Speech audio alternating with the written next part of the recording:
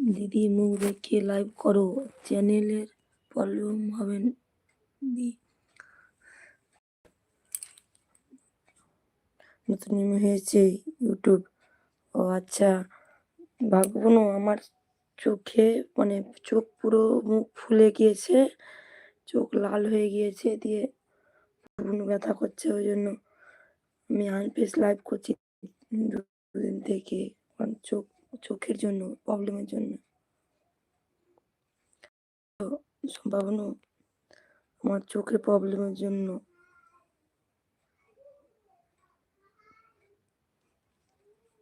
জানি না, আজকে মোটামুটি 10 দিন হয়ে গেল, 10-12 দিন মতো হয়ে গেল, এখনো ভালো হচ্ছে না।